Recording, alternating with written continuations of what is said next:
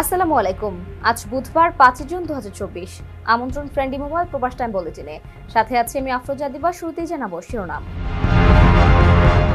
ঈদ ঘিরে বড় সুখবর দিল ওমান, এবার ৯ দিনের লম্বা ছুটি পাচ্ছেন কর্মীরা। আর বাড়ছে না বাংলাদেশের প্রবেশের সময়সীমা, স্পষ্ট জানালো মালয়েশিয়া। নতুন সরকার গঠনের পথে ভারত, মোদীকে শুভেচ্ছা জানালেন ওমান সুলতান। প্রবাসী আয় বড় সুখবর, মে মাসে এসেছে প্রায় ৪ বছরের সর্বোচ্চ রেমিটেন্স। বাংলাদেশিদের জন্য পর্তুগালের দুঃসংবাদ, পাশ হলো নতুন অভিবাসন আইন। বিমান বাংলাদেশের ফ্লাইটে ঝাঁকুনি, পড়ে গিয়ে পা ভাঙল বিমান ক্রুর। দর্শক দেখছিলেন শিরোনাম, এবারে বিস্তারিত। ওমানের সেরা রেট দিচ্ছে বাংলাদেশি প্রতিষ্ঠান গালফ এক্সচেঞ্জ। প্রিয়জনকে টাকা পাঠাতে আজই আসুন আমাদের যে কোনো ব্রাঞ্চে অথবা কল করুন স্ক্রিনে দেয়া নাম্বারে। গালফ এক্সচেঞ্জ, বাংলাদেশিদের প্রিয় এক্সচেঞ্জ।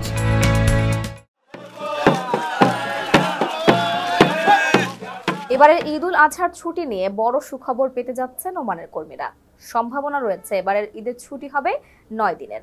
ওমান ও সৌদির তরফ থেকে ধারণা করা হচ্ছে এবারের ঈদের প্রথম দিবস আগামী ১৬ জুন রোববার। সেক্ষেত্রে ঈদের ছুটি হতে পারে রোববার থেকে বৃহস্পতিবার পর্যন্ত। তবে বিশেষ ছুটির আগের ও পরের শুক্র শনি মিলিয়ে ছুটির দিনের সংখ্যা দাঁড়ায় ৯ দিনে। তাই মোটামুটি নিশ্চিত কর্মীরা এবার ৯ দিনের লম্বা ছুটি পেতে যাচ্ছেন। ৩০ বছর ধরে সঠিক অনুমান করার সুনাম রয়েছে ওমান অ্যাস্ট্রোনমিক্যাল সোসাইটির পর্যবেক্ষক প্রধান আব্দুল ওয়াহাব আল বুসাইদের। তিনি বলেন, জ্যোতির্বিদ্যার গণনা অনুযায়ী আগামী ৭ জুন জিলহজ মাস শুরুর সম্ভাবনা রয়েছে। তাই আরাফার দিবস হবে ১৫ জুন এবং ঈদের প্রথম দিন হবে ১৬ জুন রোববার। প্রায় একই কথা বলেছেন সৌদির চাঁদ দেখা কমিটির সদস্য ডক্টর খালেদ জাক। এক ভিডিও বার্তায় তিনি ১৬ জুন ঈদ হবে বলে শক্ত ধারণার কথা জানিয়েছেন। ঈদ উল আজহা মুসলমানদের সবচেয়ে বড় দুটো ধর্মীয় উৎসবের একটি। বাংলাদেশে যা কোরবানির ঈদ নামেও পরিচিত, ঈদ উল আজহা হলো ত্যাগের উৎসব, যার মূল প্রতিপাদ্য বিষয় হচ্ছে ত্যাগ করা। এই দিনটিতে মুসলমানেরা তাদের সাধ্যমতো ধর্মীয় নিয়ম অনুযায়ী উট, গরু, দুম্বা কিংবা ছাগল আল্লাহর নামে কোরবানি করে বা জবাই দেন, যা মুসলিম জাতির পিতা হযরত ইব্রাহিম আলাইহিস সালামের সময়কালে শুরু হয়।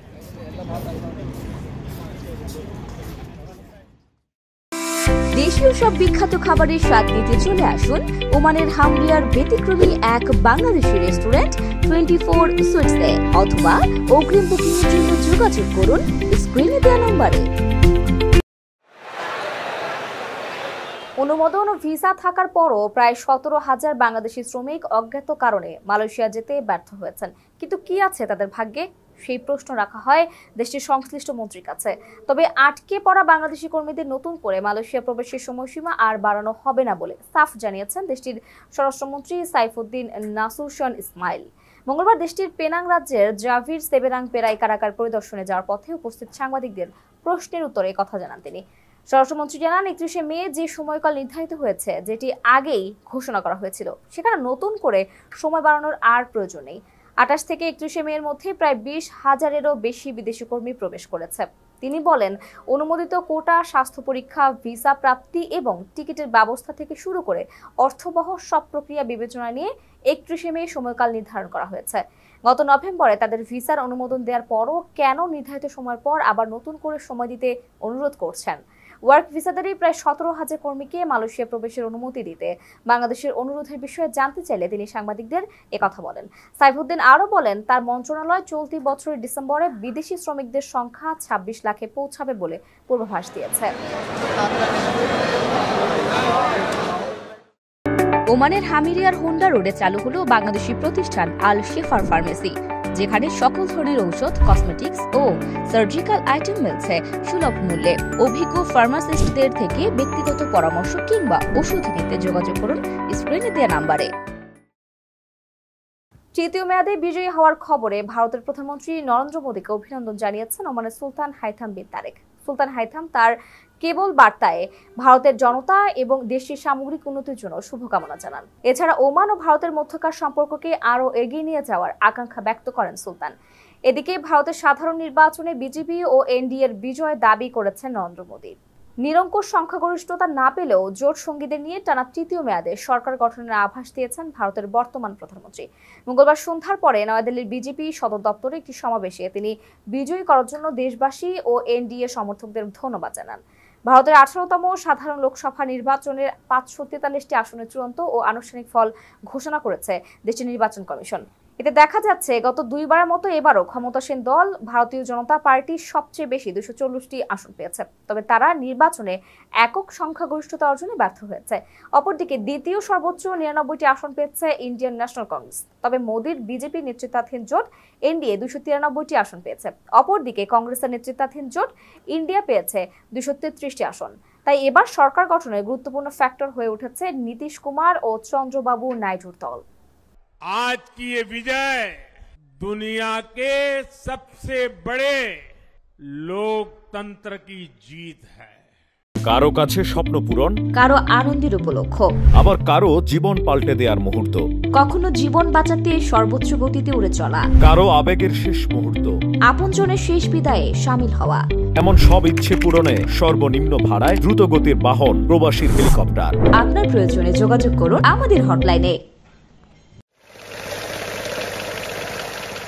প্রবাসী আয় ডলারের দাম বাড়ানোর ফলে মে মাসে রেকর্ড রেমিটেন্স এসেছে।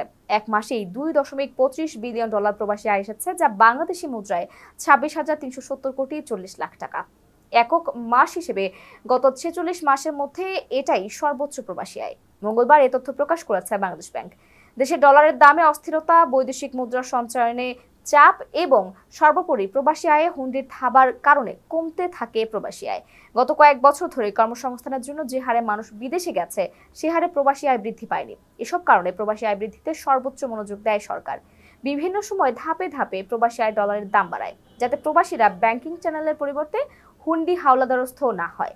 মে মাসের শুরুতে একসঙ্গে 7 টাকা বাড়িয়ে প্রবাসী আয় ডলারের দাম 117 টাকা নির্ধারণ করা হয়। এরপর থেকে বৈধভাবে ব্যাংকিং চ্যানেলে প্রবাসী আয় বাড়া শুরু হয়। তথ্য বিশ্লেষণে দেখা যায় মে মাসে একক ব্যাংক হিসেবে সর্বোচ্চ 62,73,60,000 মার্কিন ডলার এসেছে ইসলামী ব্যাংকের মাধ্যমে।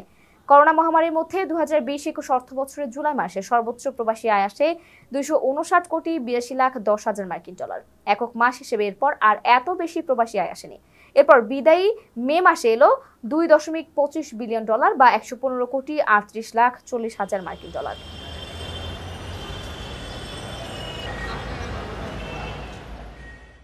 প্রবাসীদের বিনিয়োগের শতভাগ নির্ভরযোগ্য প্রতিষ্ঠান প্রবাসীর সিটি লিমিটেড।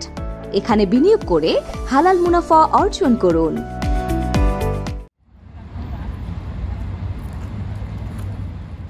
ট্যুরিস্ট ও অন্যান্য ভিসা এবং অবৈধভাবে পর্তুগালে প্রবেশ করে দেশটিতে বসবাসের অনুমতি পাওয়ার সুযোগ আর থাকছে না।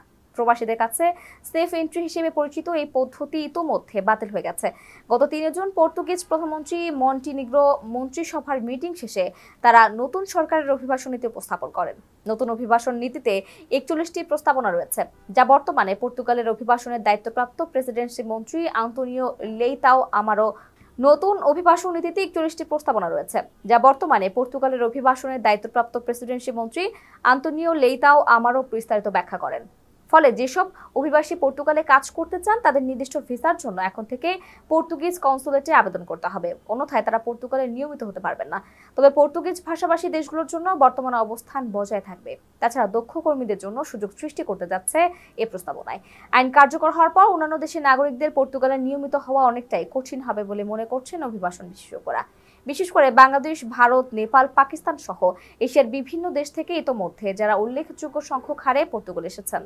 সরকার পরিকল্পনাটি উপস্থাপনের 2 ঘন্টার মধ্যে রাষ্ট্রপতি এর ডিক্রি অনুমোদন করেন।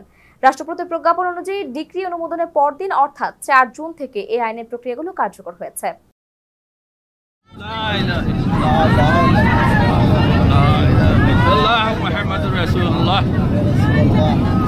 বিমানবন্দরে বিমান বাংলাদেশ এয়ারলাইন্সের একটি উড়োজাহাজ অবতরণের সময় ঝাঁকুনির মধ্যে এক কেবিন ক্রু পা ভেঙেছে। মঙ্গলবার সন্ধ্যায় বোয়িং 737-800 উড়োজাহাজে এ ঘটনা ঘটে বলে বিমানের জনসংযোগ শাখার মহাব্যবস্থাপক বুশরা ইসলাম জানিয়েছেন।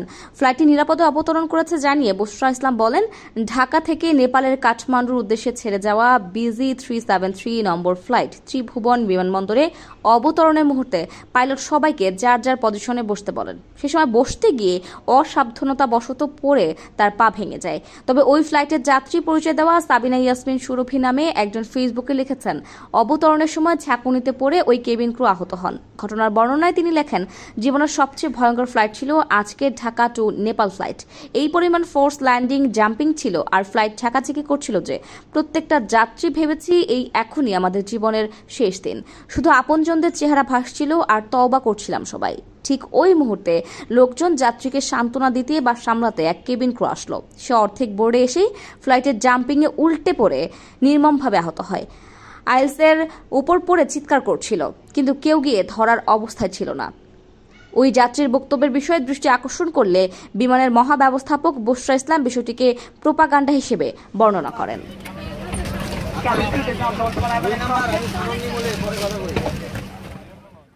দর্শক, এই ছিল ফ্রেন্ডলি মোবাইল প্রবাস টাইম বুলেটিনের আজকের আয়োজনে। প্রবাসের সর্বশেষ সংবাদ পেতে ভিজিট করুন www.probastime.net। সাবস্ক্রাইব করুন আমাদের ইউটিউব চ্যানেল এবং চোখ রাখুন ফেসবুক পেজে।